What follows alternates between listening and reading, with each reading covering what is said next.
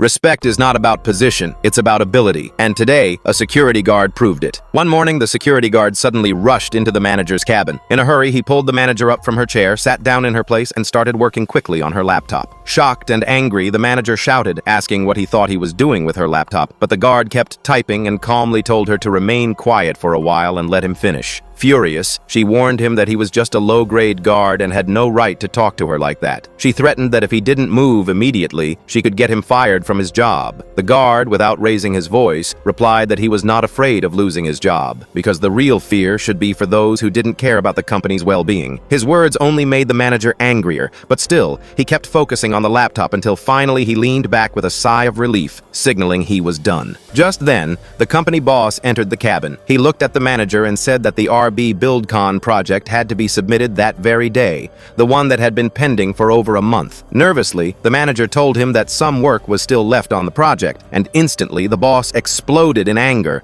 reminding her that if the project wasn't submitted on time, the company could suffer losses worth millions, and then asked who would be responsible for that. Pointing to the guard, the manager quickly shifted the blame, saying he had been messing around with her laptop for the last half hour. But the boss, still furious, told her he didn't want excuses. He wanted the project submitted before the office closed, otherwise she shouldn't bother coming back to work the next day. As the boss was about to leave, the guard stood up and stopped him, saying not to worry because the project had already been submitted. Surprised, the boss turned to him, demanding to know how that was possible when the project wasn't even completed. The guard then explained that he had overheard the boss's phone conversation earlier about how important it was to submit the project today to avoid a massive loss. So he had stepped in, taken the manager's laptop, and quickly fixed all the bugs and errors in the file that the manager had completed earlier. That's why it was ready and submitted on time. The boss, still stunned, asked how he even knew how to do all that. The guard humbly explained that he used to work at an MNC before,